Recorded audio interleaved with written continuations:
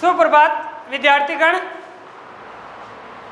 बिना देर किए हुए हम अपनी क्लास की ओर चलते हैं। कक्षा 10th जो हमारा चैप्टर चल रहा था 5 काव्यखंड का 5वां पाठ, जिनका नाम था कवि कृपाराम खेड़िया के द्वारा रचित राजिया के सोरठे। और राजिया के सोरठे अपने क्षितिज पुस्तक में कुछ सोरठे दिए हुए थे, जिसमें हमने 5 सोरठों के बारे में तो कल चर्चा की थी। आज हम पढ़ेंगे 6, 7, 8, 9 और 10 ये सोरठे पढ़ेंगे। तो देखिए बिना देर किए हुए सोरठा नंबर 6 ये गत वर्ष नहीं, उससे पिछली वाली परीक्षा में आया हुआ है। 4 नंबर का सवाल आया था।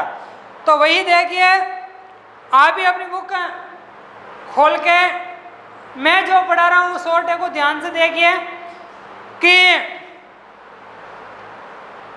पहली किया उपाव दऊ दुश्मन आमे दटे प्रचंड हुआ विसगाव रोबा गाले राजिया।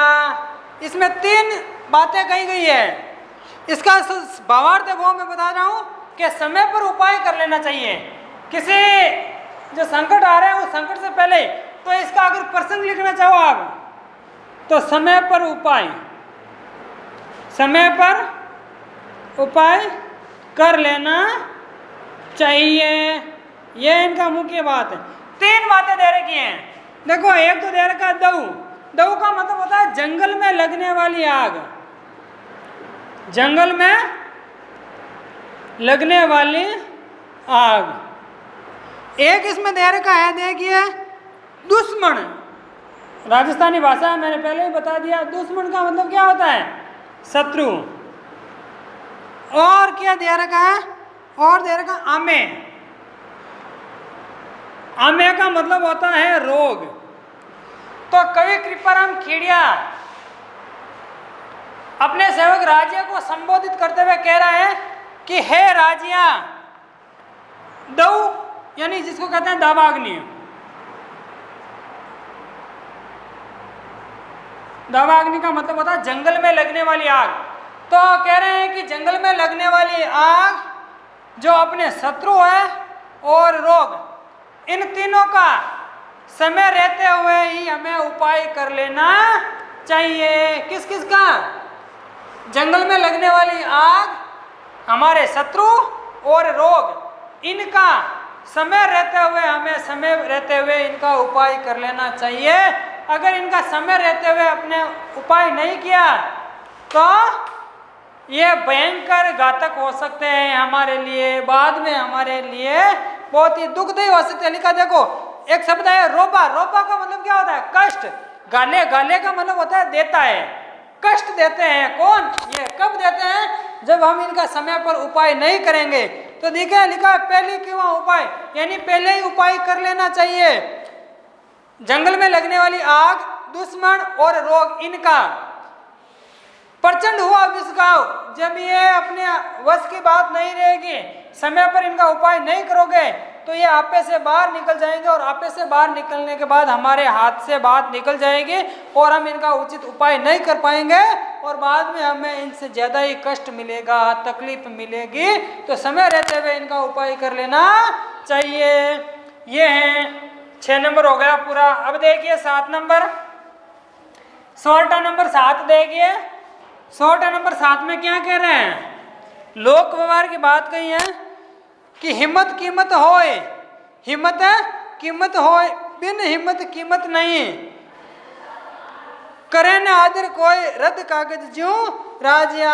हिम्मत रखने से आदर मिलती है। सीधी सी बात है, हिम्मत रहित व्यक्ति या हिम्मत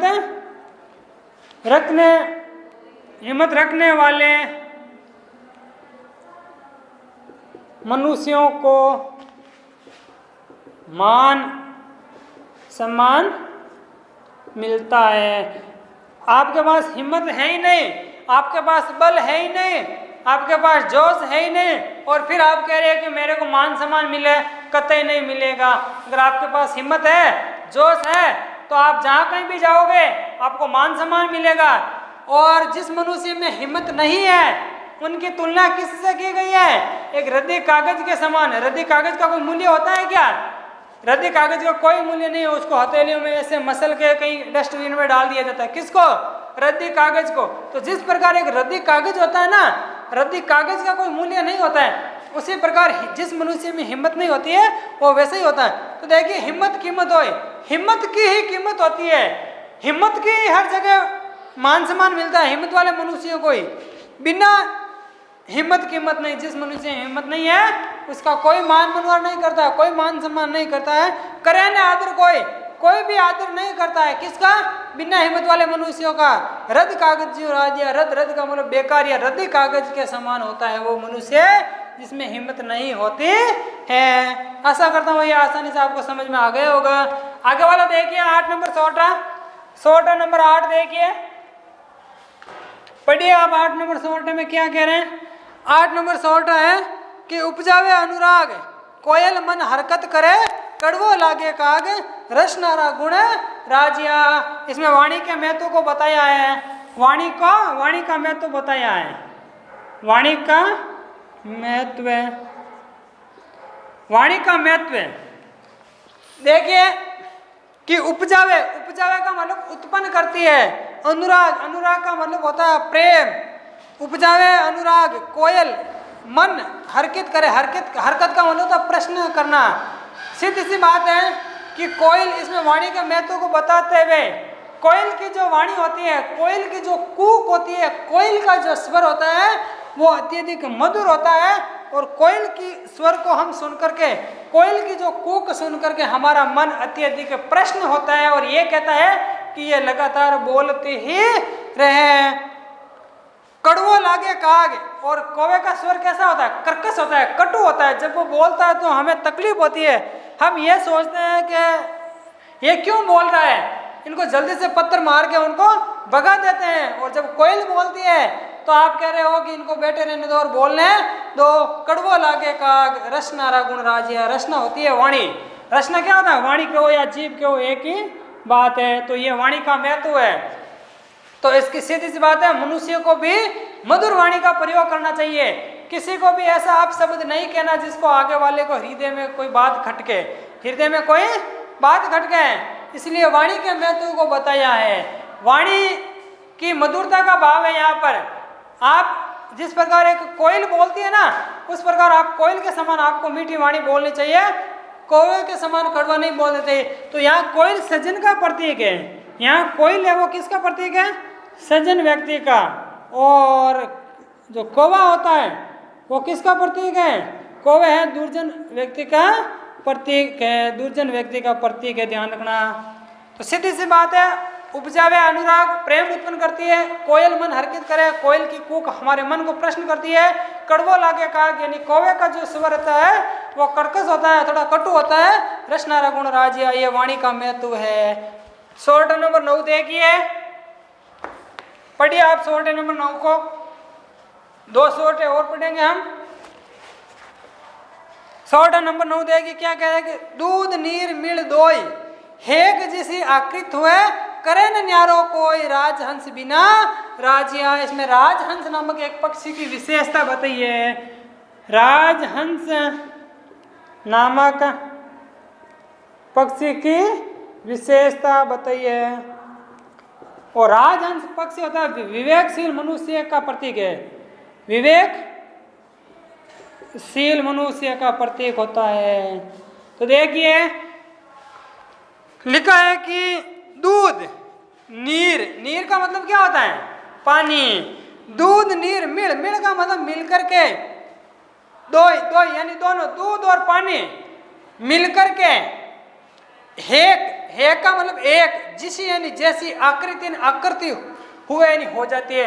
दूध और पानी को मिला दोगे तो वो एक जैसी आकृति हो जाएगी। पता ही नहीं चलेगा आपको कि दूध, फिर उसमें न तो आपको दूध पर्सनल दूध दिखाई देगा और न आपको पानी दिखाई देगा।